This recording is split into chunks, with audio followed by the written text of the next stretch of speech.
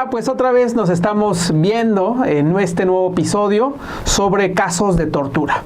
El día de hoy vamos a explorar un caso que está interesante, ¿verdad, Yus? Sí, es un caso bien importante y me gusta llamarles como los casos paradigmáticos en México, ¿no?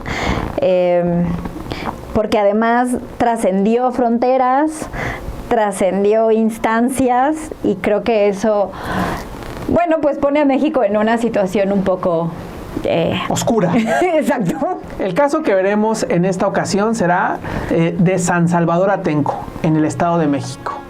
Y la verdad es que es un caso, como dice Yus, pues emblemático, que ha trascendido a nivel internacional por la gravedad de los hechos y también por la complicidad de diferentes personajes, que incluso en el caso de Enrique Peña Nieto, que era en ese momento gobernador del Estado de México, terminó siendo presidente de la República. Entonces, son cosas que hasta el momento pues no se han juzgado a las altas esferas, sí, a lo mejor a los niveles operativos, o siempre la gente más pobre, más vulnerable, tanto ciudadanos como autoridades, terminan pagando pues las consecuencias de tener a violadores de derechos humanos, que esa es la palabra exacta. Exactamente. Sí, me encanta. Empecemos a llamar las cosas por su nombre, Sí, ¿no? así es. Sí, es bien interesante por los personajes políticos que estaban en ese momento, ¿no? Efectivamente, bueno, el caso de Atenco es un caso que resulta muy interesante en el sentido del estudio de los derechos humanos y de sus graves violaciones, puesto que parte justamente con esta motivación que mencionábamos en algún momento del control social, ¿no? ¿Qué pasó en San Salvador Atenco?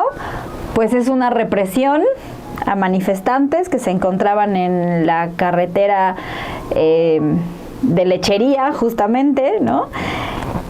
Por, insisto, o sea, una manifestación exigiendo sus derechos, exigiendo su comodidad, ¿no? En ese momento, es en mayo del 2006, recordemos que estaba el gobierno de Vicente Fox, ¿no? Y anunciaba la creación de un aeropuerto de Texcoco, ¿no? Que obviamente pues iba a afectar de manera importante Desde a ahí los está esa pobladores. pretensión, ¿eh? Desde ahí está la pretensión. Ahí es donde decías, esto no es nuevo, ¿no? Y entonces, bueno, pues la forma de decir, no, tú no te metas en estas cosas, ¿no? A los manifestantes que estaban cerrando la carretera, pues van y los detienen, ¿no? En un acto pues que no hay forma, represivo, totalmente represivo. Y más los delitos que les achacan, ¿no? Seguramente sí, claro. Ataque a las vías de comunicación, que es el delito por excelencia en contra de los defensores de los derechos humanos, ¿no? que toman las calles, ¿no? Exacto. Ese es el esencial. Entonces hubo 106, 107 personas detenidas y bueno, fuerzas estatales, posteriormente fuerzas federales. ¿Y por qué hacemos de esto un tema? Porque en este caso no quedó ahí, no fueron solamente las detenciones arbitrarias, sino que estas fuerzas del Estado violentaron también de muchas maneras a diferentes personas, tanto hombres como mujeres, pero este caso se hace emblemático precisamente por las violaciones a derechos humanos y la tortura sexual de la que fueron víctimas 11 mujeres específicamente que llegaron a la Corte Interamericana de Derechos Humanos, ¿no? Exigiendo justicia, exigiendo una reparación del daño y exigiéndole al Estado mexicano que se haga cargo, porque precisamente estamos hablando de que, bueno, Vicente Fox como presidente de la República, Enrique Peña Nieto como gobernador del Estado de México, y dices, ¿y luego qué pasó? ¿Y qué pasó? Y sobre todo también qué pasó en este hecho, o sea, cómo se dio, cuál es la descripción, qué ocurrió. Bueno, estas mujeres lo que narran en sus declaraciones y que además es lo que aportan en la Corte Interamericana es que, bueno, son detenidas de entrada de manera arbitraria, ¿no? Por policías federales, estatales. Me parece que llegaron primero los estatales, okay, ¿no? Como a cubrir o a ¿cómo se les llama ahorita? Primer respondiente. Ajá. ¿No? ellas cuentan que son apiladas en un autobús, ¿no? En los que iban así como subiéndolos a varios. Como los que ponen a todos los granaderos, ¿no? A granaderos para trasladarlos, me imagino. Ajá. Entonces, que a ellas, específicamente cuando las detienen, empiezan con cuestionamientos verbales, ¿no? Con insultos, otra vez. Los clásicos, ¿no? También. Cargados de discriminación y de estereotipos de género. Por ejemplo, pues tú qué haces aquí, si estuvieras en tu casa esto no te estaría pasando, ¿no? Por pinche vieja revoltosa, por esas, o todo eso, esos. Exactamente, esos vieja argüendera, tú qué haces aquí, tú tendrías que estar en tu casa cuidando a tus hijos. Que tu macho te domine, ¿no? Y entonces todo esta serie de ofensas sexistas, misóginas, ¿no? En las que, insisto, se va modificando la estructura, se van generando vulnerabilidades, ¿no? Como o sea, va como por capas, ¿no? Exactamente. Rompes una capa, vas para la otra capa y vas para la otra capa y así va. Exactamente, ¿no? Entonces, cuando empiezan estos desacomodos, ¿no? de la mente humana, comienzan a manifestarse ahora cuestiones físicas, ¿no? Y ¿por qué es importante este hecho? Repito, por el tema de que a partir de esto se implementa como tal la tortura sexual denominada, o sea, violencias sexuales usadas como tortura. Ok. ¿No? Entonces, empiezan tocamientos en senos, nalgas, genitales, ¿no? Totalmente sexualizados, evidentemente. Comienzan por encima de la ropa, después por debajo de la ropa. Obviamente comentarios lascivos entre ellos, ¿no? Desde el, mire, esta está más buena que la otra, o tratando de decir así de, nunca habías tenido un hombre como yo. O sea, en esta desigualdad, ¿no? En este discurso totalmente de poder machista, ¿no? Y hablan de agresiones sexuales, ¿no? Importantes, en las que ellas precisamente narran cómo, o sea, no solamente estaban aterradas, ¿no? por lo que estaba sucediendo, sino, como decía en otro momento, o sea, una confusión total de, ¿pero qué pasó? O sea, ¿yo qué hice? ¿No? Y son... ¿Eran pobladoras de la zona o eran activistas? Algunas eran activistas, algunas eran reporteras, o sea, iban a documentar lo que estaba pasando. Ni siquiera...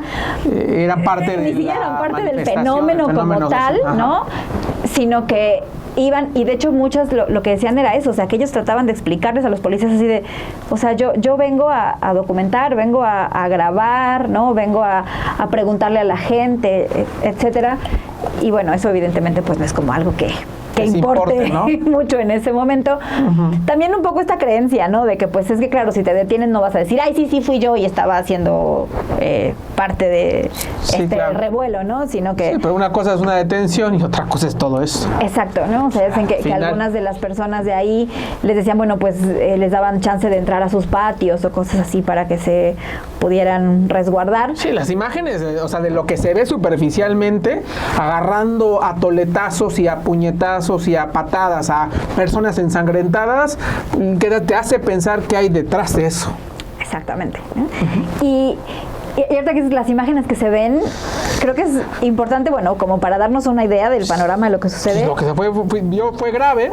Imagínate, o sea, la representación como tal ya de los individuos que están ahí, en este caso de las mujeres que están ahí.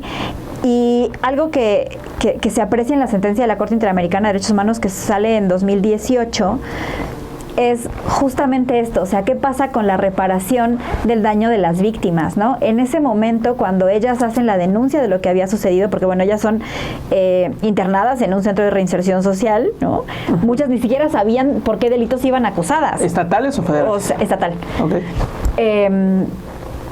Llegan, las privan de la libertad, ellas no saben ni qué onda, no les dicen, te digo, por qué delito, ni qué está pasando, y pues pasan tiempo ahí. Cuando logran salir, es que dicen, oye, pasó todo esto. ¿Qué pasa, hubo, no? Y entonces, bueno, van a instancias de derechos humanos locales y va ascendiendo hasta claro, llegar pues, a la Interamericana ya en contra del Estado. Ni modo que la Comisión Estatal del Estado de México iba a desproteger a Enrique Peña Nieto, ¿no? Estarás de acuerdo, ¿verdad? No iba a pasar. No iba a pasar.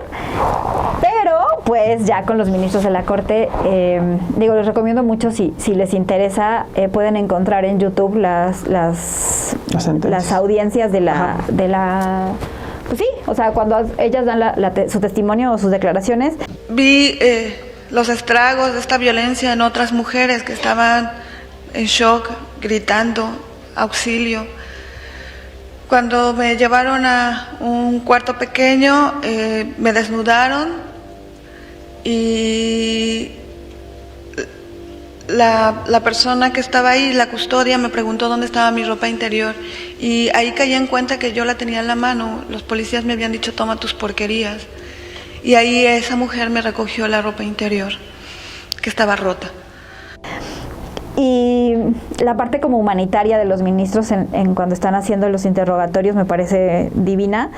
En ambos se hizo evidente la necesidad de promover lineamientos y referentes que enmarquen el uso de la fuerza pública, sus límites, sus parámetros técnicos y los estándares que se deben observar para preservar el equilibrio entre los derechos fundamentales y el orden y la paz pública.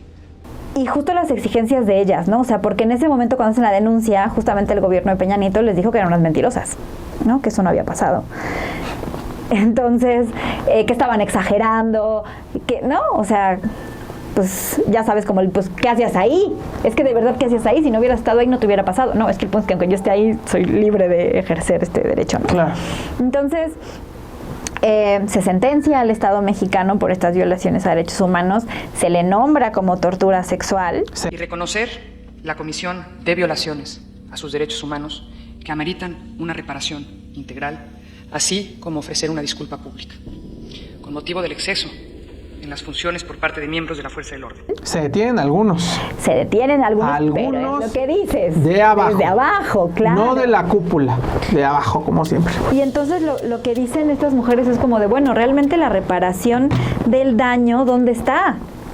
¿No? O sea, porque sí, ya se hizo la sentencia, sí, ya se dijo que sí pasó, pero no hay un reconocimiento, pues como tal, ¿no? De que realmente sucedió esto. Y, o sea, mujeres que perdieron sus trabajos, que ahora les cuesta, pues sí, o sea, restablecer, integrarse claro, nuevamente, o sea, a su vida cotidiana. ¿Cómo se pierde mucho? Las rupturas con la familia. Si el daño psicosocial es romper muchas cosas del antes. Totalmente, ¿no? ¿Qué pasa con el proyecto de vida de estas mujeres?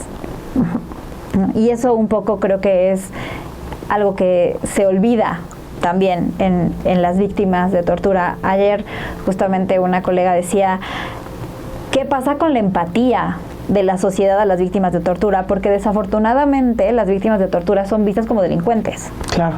¿No? Y entonces pareciera que como sociedad justificamos el que haya pasado. O realmente nos convencen tanto los medios de comunicación y los políticos, ¿no? Si es que somos partidarios, a decir, pues sí, es que realmente qué estaban haciendo ahí, ¿no? Y creo que parte de esto que estamos haciendo, Cristian, es como, siempre lo dices, crear conciencia de esto y decir, no, o sea, la tortura no está bien, nunca. La tortura está prohibida por el Derecho Internacional de los Derechos Humanos, está prohibida de forma internacional y categórica, bajo ninguna justificación está permitida.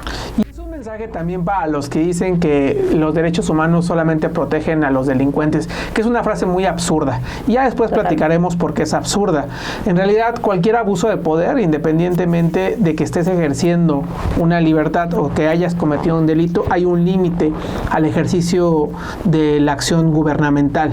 Y al uso de la fuerza. Sí, al uso de la fuerza, y en ese sentido es cuando se habla de una violación a derechos humanos. Entonces es lo que tratamos de hacer en esto. Bueno, pues vamos a concluir por por ahora. Digo, hay que hablar mucho. Después, mira, me gustaría mucho que habláramos sobre qué realmente qué es la reparación integral del daño. Ajá. Eso estaría padrísimo hablarlo, porque a mí me parece que no puedes reparar el daño en una persona que fue asesinada, reparar el daño en una persona que fue violada. Me parece que fue torturada. O sea, que fue torturada. O sea, me parece que, no sé, es un tema de debate polémico que ya hablaremos de ellos. Bueno, pues muchísimas gracias. Nos estamos viendo y cuídense en este tercer capítulo. Ya llegaremos al cuarto y está también igualmente interesante. Saludos. Gracias, bye. Bye.